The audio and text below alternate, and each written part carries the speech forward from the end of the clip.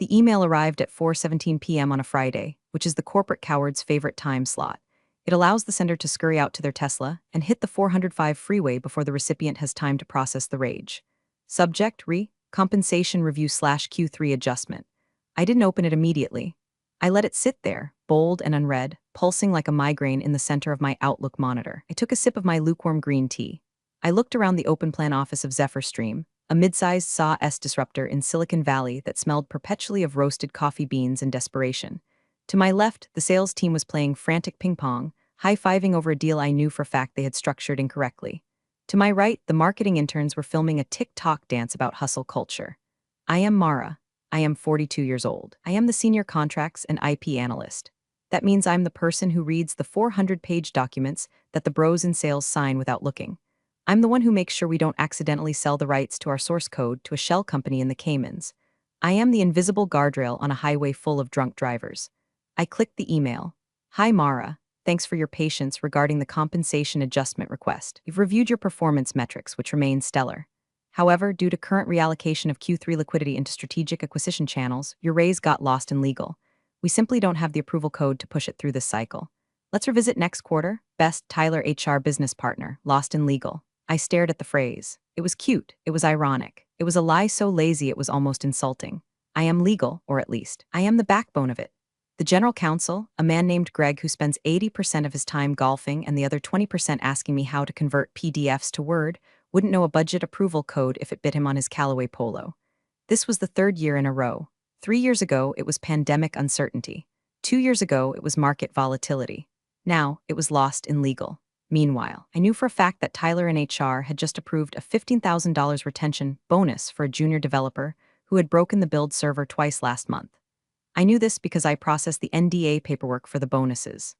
Quick side note, if you're listening this and you've ever been told your raise is in the pipeline while watching the CEO buy a new boat, do me a favor and hit subscribe and maybe upvote this story. It fuels our soul and helps us afford the good wine we're going to need to get through this retelling. Thanks. I didn't scream. I didn't type a furious reply in all caps. I didn't go to the break room and steal the good creamer. I am a professional. I simply took off my glasses, cleaned them with a microfiber cloth, and felt a very specific, cold switch flip in the back of my brain. It wasn't sadness. It wasn't even anger, really. It was clarity. I thought I was furniture.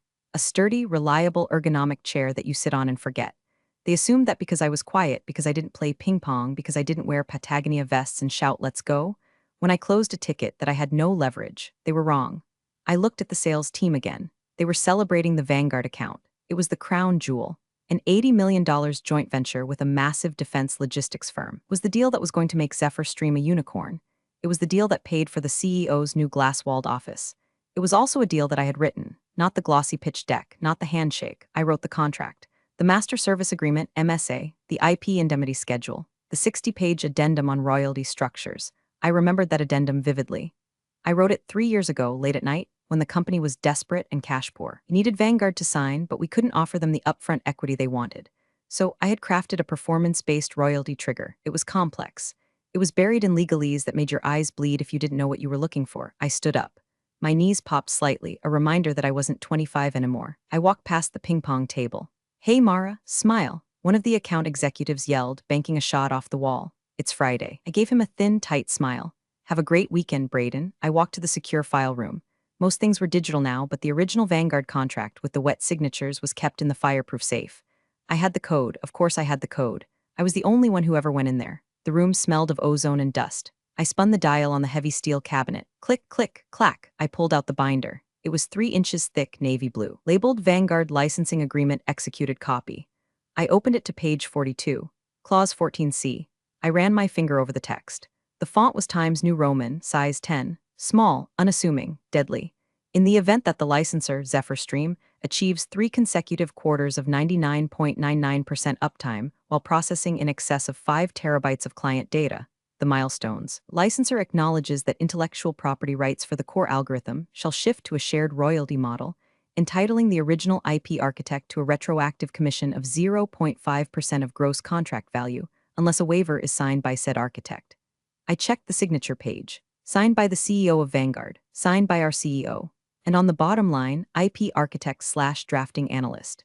Signed, Mara L. Reyes. I closed the binder. The silence in the file room was heavy, but it wasn't empty. It was full of potential energy. Lost in legal, I whispered to the empty room. The irony was delicious. My raise wasn't lost. It was right here, hiding in plain sight, compounding interest for 3 years. I wasn't going to reply to Tyler. I wasn't going to beg. I was going to teach them a lesson about the importance of reading the fine print. I slipped the binder into my tote bag. Technically, taking original documents is a violation of company policy. But then again, so is wage theft. And I had a feeling that by Monday morning, company policy wasn't going to matter much anymore. I spent the weekend in my home office, which is the exact opposite of Zephyr Stream's headquarters.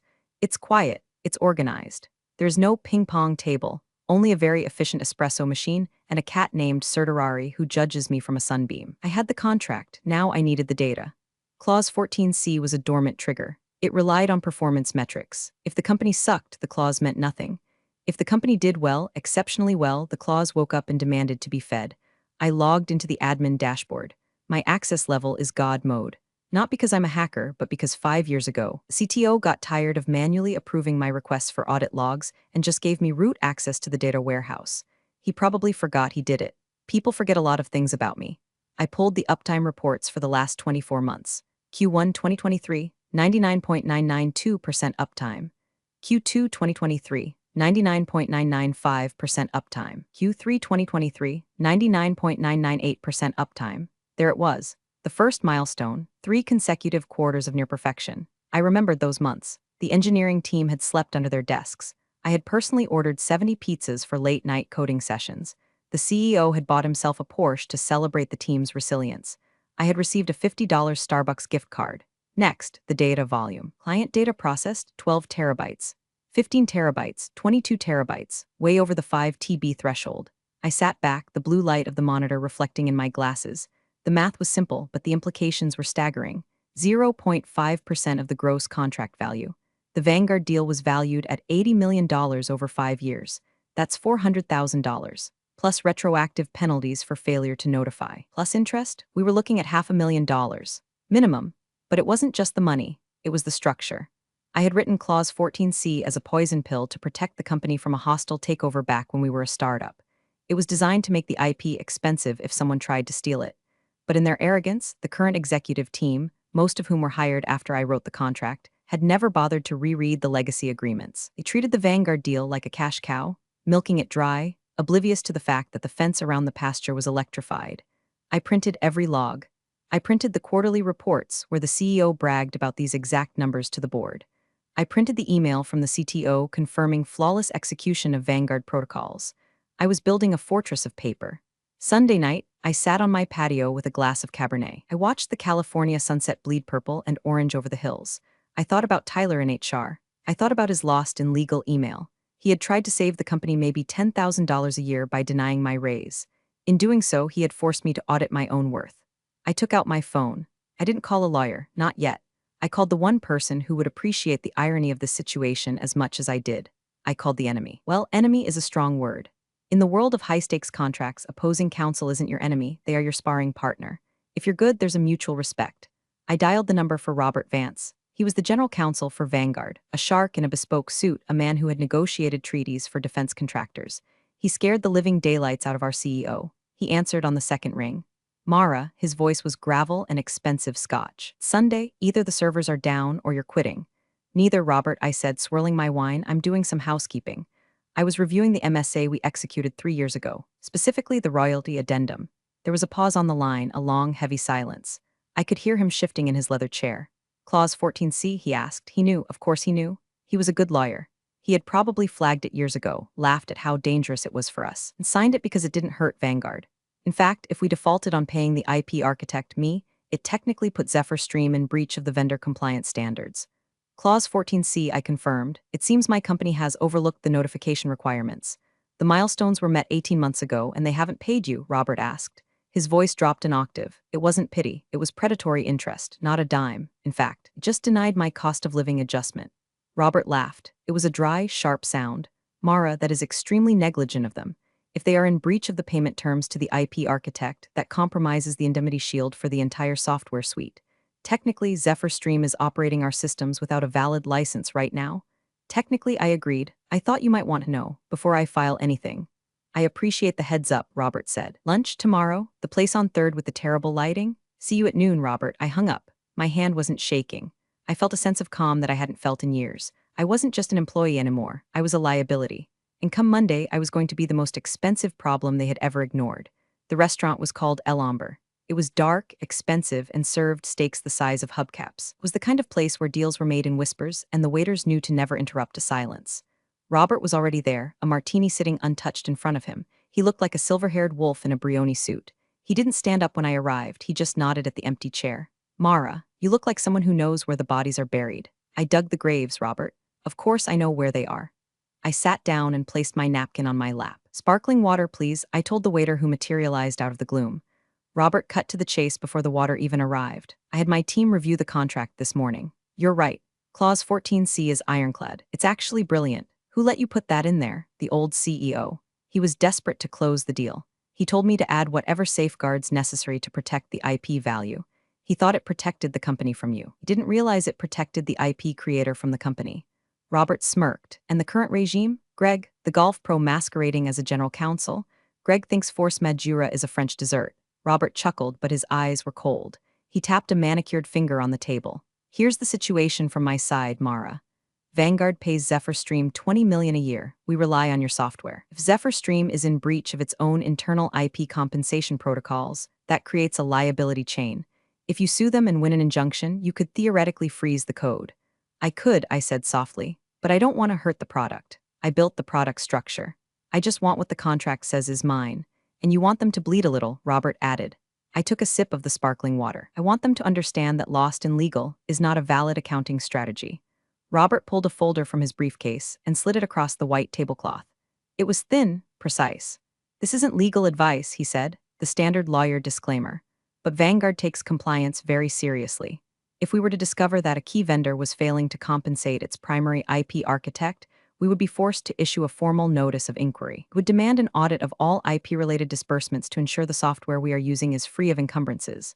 I opened the folder. It was a draft letter, addressed to the CEO of Zephyr Stream. Urgent audit of intellectual property compliance and royalties. It demanded proof that Clause 14C had been satisfied. It cited the exact milestones I had printed out.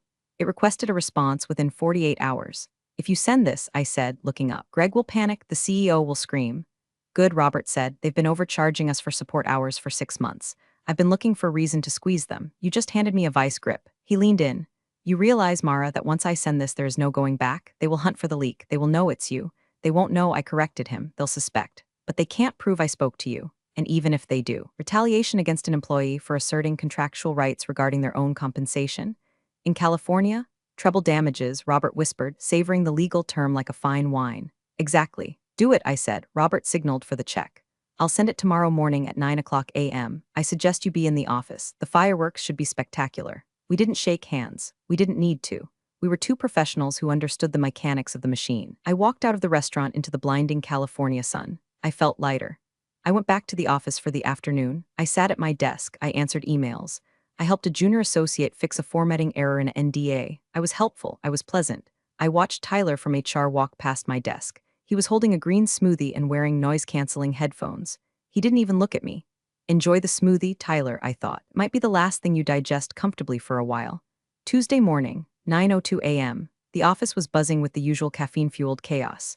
The marketing team was arguing about font sizes. The sales team was ringing a literal cowbell because someone had sold a $500 subscription. Then the email hit. I didn't receive it directly. It went to the CEO, Brett, the CFO, Chad, and the general counsel, Greg. I sat quietly, monitoring the network traffic headers. I saw the email from Vanguard Legal enter the server. It was flagged high importance. At 9:15 a.m., I saw Brett forward it to Greg. Subject, FWD, urgent audit. Greg, handle this. Probably just standard compliance spam. Don't let them slow down the Q4 pipeline. At 9:30 a.m., I saw Greg forward it to the VP of Finance. Subject, FWD, urgent audit. Chad. They're asking about royalty structures. Do we have any of those? Just send them some generic financials. At 9:45 a.m., the email landed in my inbox. From Greg, General Counsel, to Mara Ray's subject. Vanguard whining again. Mara. Vanguard sent some formal nonsense about an IP audit and Clause 14C. Sounds like legacy contract gibberish. Can you draft a standard we are in full compliance response? Don't spend too much time on it. I need you to focus on the merger due diligence. THXG. I stared at the screen. I had to bite the inside of my cheek to keep from laughing out loud. They hadn't even read it. They hadn't opened the attachment where Robert had explicitly listed the milestones. They saw Clause 14C, didn't know what it was, and blindly forwarded it to the one person in the company who knew exactly what it was. They were asking the arsonist to investigate the smell of smoke. I opened the email. I hit reply. Hi Greg, I'll log this in the compliance tracker. I need to pull the original files to verify the specific language of Clause 14C. It might take a few days to cross-reference with the performance logs. I'll keep you posted. Best Mara, sure thing. Take your time, Greg replied instantly. Take my time. I wasn't going to take my time. I was going to let the clock run out. The Vanguard letter demanded a response within 48 hours. That meant Thursday morning. If we missed the deadline, Vanguard reserved the right to suspend payments pending investigation. I created a new digital folder on my encrypted drive. I named it Contingency Escalation.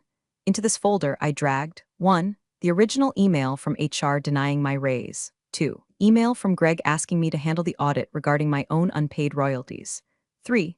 A PDF export of the Slack conversation where Chad, CFO, joked about hiding profits to avoid paying out bonuses last year. I archive everything. Never annoy the person who manages the data retention policy. Wednesday passed in a blur of surreal normalcy. I sat in meetings where Brett talked about radical transparency and valuing our people. I watched him present a slide deck about our record-breaking uptime. We are unstoppable. Brett cheered, fist pumping. Vanguard is thrilled with our performance. They are thrilled with the performance, I thought. They are less thrilled that you're stealing from the architect of that performance. I looked at Greg during the meeting. He was scrolling through Instagram on his phone under the table. He had completely forgotten about the Vanguard email. To him, it was just another task he had delegated to the help. I felt a strange sensation in my chest. For years, I had resented being invisible. I hated being the woman in the gray cardigan who fixed the formatting while the men in vests took the credit. But now, invisibility was a superpower. I was a ghost in the machine. I was walking through walls, planting dynamite, and they were handing me the matches. Thursday arrived. The 48-hour deadline was approaching. I didn't send the response. I didn't draft the "We are in compliance" letter. Instead, I updated the ticket in our internal system. Status, pending legal review, awaiting executive sign-off. Technically, I was waiting. I was waiting for them to do their jobs. I was waiting for them to realize that the cliff edge was right there. They didn't. At 5 p.m. on Thursday, the deadline passed. At 5:01 p.m., my phone buzzed. A text from Robert. Radio silence. Old move, I replied. They think it's spam. They delegated it to me. I'm reviewing. Robert replied with a single emoji. Popcorn, the trap was set. Now we just had to wait for the snap. Friday morning, the audit committee meeting. This was usually a borefest where Chad, the CFO, tried to explain why we were burning cash faster than a bonfire in a wind tunnel. Today, however, the atmosphere was different. There was a weird energy. We gathered in the Disrupt conference room. Glass walls, uncomfortable avant-garde chairs, a $20,000 espresso machine humming in the corner. Chad stood at the head of the table. He was 35, wore a vest that cost more than my car, and had the confidence of a man who had never been told no in his life. Okay team, Chad said, clapping his hands. Vanguard payments are looking weird this month. Accounts receivable says the wire is pending. Anyone know why? My heart did a slow, heavy thud. Vanguard had frozen the payment. Robert moved fast, probably just a bank holiday in. Wherever they bank, Greg said, spinning a pen. I'll ping them, do that, Chad said. We need that cash flow for the Q4 offsite in Tahoe. Then a voice spoke up from the end of the table. Actually, it was Kevin. Kevin was a 22-year-old junior analyst, fresh out of Stanford. Smart. Too smart. I was looking at the liability ledger yesterday. I saw a flag on the contingent liabilities tab. Something about royalty class B. It's accruing at like 0.5% of gross. The room went quiet. Chad frowned. Royalty? We don't pay royalties. We're a SaaS platform, not a record label. It's in the legacy code base, Kevin persisted, tapping his laptop. Clause 14C? It says it triggers upon uptime milestones. The system automatically flagged it as a liability because our uptime is so high. Chad looked at Greg. Greg, what the hell is Kevin talking about? Greg looked blank. I don't know. Probably some old boilerplate the previous lawyers left in. Ignore it. I can't just ignore a flagged liability, Kevin said, his voice shaking slightly. If the auditors see this? Kevin, Chad snapped. We are not paying royalties. Delete the flag. Reclassify it as system error. I watched Kevin. He looked uncomfortable. He looked at his screen. And he looked up and locked eyes with me. He knew I handled contracts. I held his gaze. I didn't shake my head. I didn't nod. I just stared at him with a neutral, intense expression that said, "Don't be a hero, kid." Kevin looked back at Chad. But if the contract says, delete the flag, Kevin, Chad barked. God, why does everyone in this company want to find problems? We are trying to scale. Reclassify it and let's move on. Kevin slumped. Okay. Classifying as error. He typed the command. The red flag on the screen disappeared. They had just committed financial fraud, willful suppression of a known liability in front of witnesses. I quietly opened my notebook and wrote down the time, 10:14 a.m. Chad orders deletion of Clause 14C liability flag. Kevin complies under duress. Mara, Chad turned to me suddenly. You track the IP stuff. We don't owe anyone royalties, right? This was the moment. I could lie and protect myself for now, but implicate myself later. Or I could tell the truth in a way they wouldn't hear. The contract language is very specific, Chad, I said, my voice steady. Clause 14C exists. It was signed by the previous executive team. Whether or not you choose to acknowledge the liability is an accounting decision, not a contractual one. See, Chad said, turning back to the room. It's legacy junk. An accounting decision. And I've decided it's zero. Moving on, he heard what he wanted to hear. He heard you can decide. He didn't hear you are breaking the law. I looked down at my notebook. My hand was trembling slightly now, not from fear, from adrenaline. After the meeting, I received a Slack message from Kevin. Kevin, hey Mara, that clause? It had your initials on the draft log. You wrote it, didn't you? I hesitated. Kevin was a good kid. I didn't want him to go down with the ship. Mara, Kevin, if I were you, I would send an email to Chad confirming his instruction to delete that flag. BCC your personal email, just for your records. Kevin, is it that bad? Mara, do it now. I saw the Kevin is typing, bubble for a long time, then it stopped. 10 minutes later, I got a BCC on an email from Kevin to Chad. Subject, confirmation of instruction to reclassify royalty flag. Chad, per our meeting. I have removed the liability flag as instructed. Smart kid. He just bought himself a life raft. As for Chad and Greg, they had just drilled a hole in the hull of the Titanic to let the water out. The weekend felt like holding your breath underwater. Vanguard had frozen the payment on Friday afternoon. Usually this would trigger alarms immediately.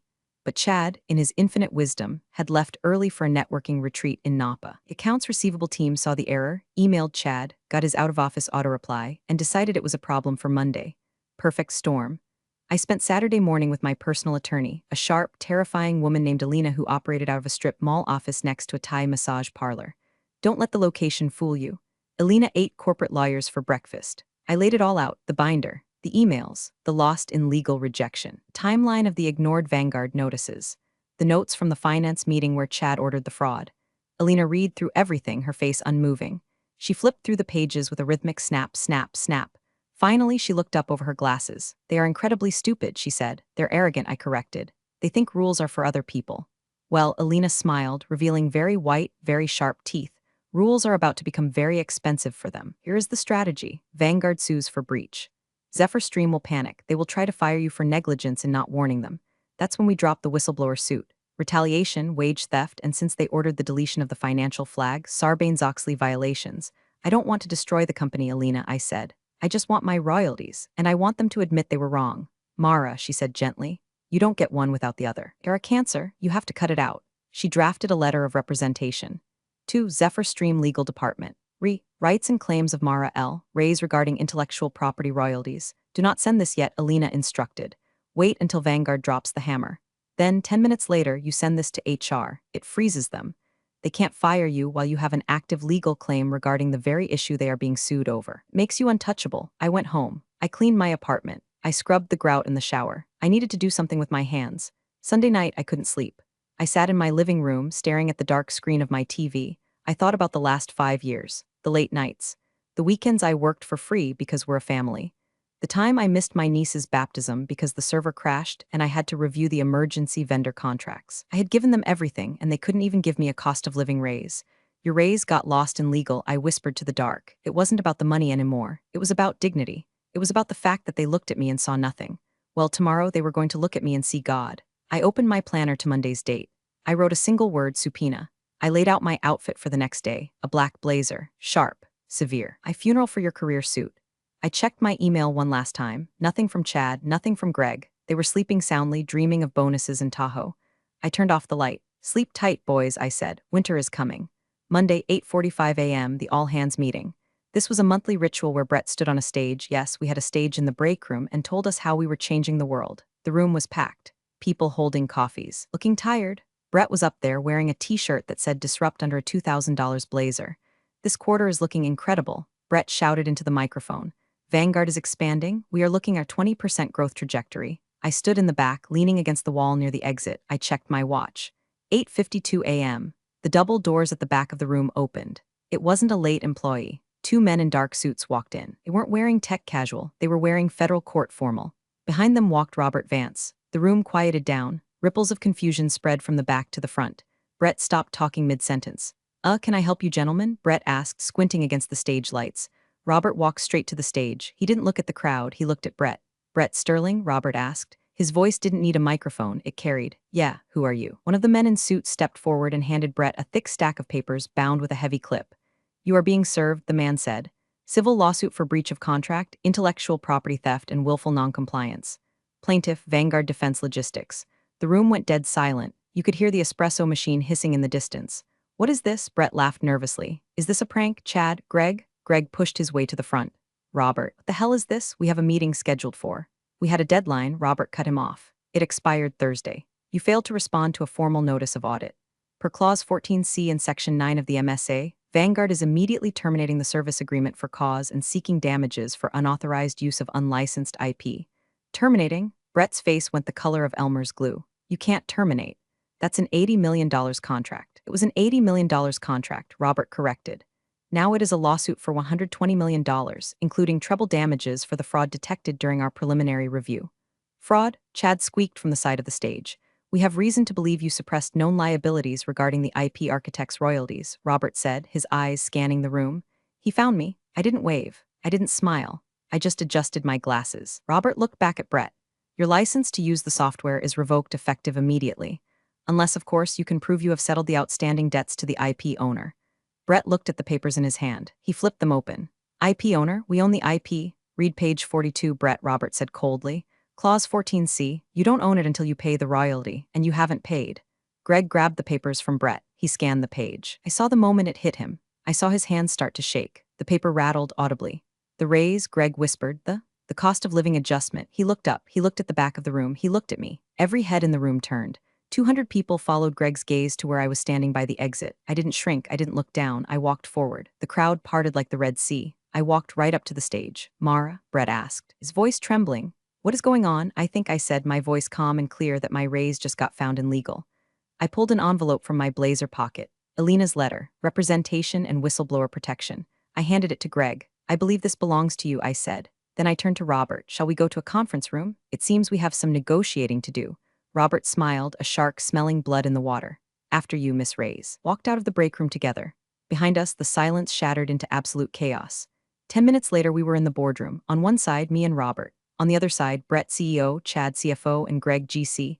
In the middle, the thick stack of lawsuit papers and a very heavy silence. Brett looked like he was going to vomit. Mara, look, we can fix this. We can.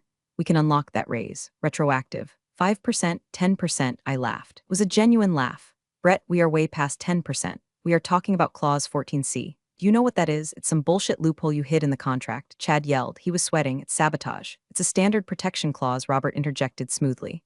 One that your company signed, and your company triggered by hitting the milestones, and your company ignored when notified. We didn't know, Greg pleaded. Mara didn't tell us. I sent you an email on Tuesday, I said quietly. Subject, Vanguard whining again. You told me to handle it. You told me to prioritize the merger due diligence. You didn't read it, Greg. Greg opened his mouth, then closed it. He knew I had the email. He knew I had the logs. Here is the reality, Robert said, leaning forward. Zephyr Stream owes Miss Reyes approximately $450,000 in back royalties, plus interest. Furthermore, because you instructed your staff to delete the financial liability flag, yes, we know about that, you are looking at personal liability for the officers involved. Chad went pale. Kevin, he whispered. Kevin is a good kid, I said. Leave him out of this, so what do you want? Brett asked. He sounded defeated. You want the money? Fine, we'll pay the $450,000. Just make the lawsuit go away. We can't lose Vanguard. It kills the company. It's not just the money, I said. It's the structure. You proved you can't be trusted with the IP. You tried to defraud the creator of the system. I slid a piece of paper across the table. It was a term sheet I had drafted with Alina over the weekend. 1. Immediate payment of all back royalties, $482,000 with interest. 2.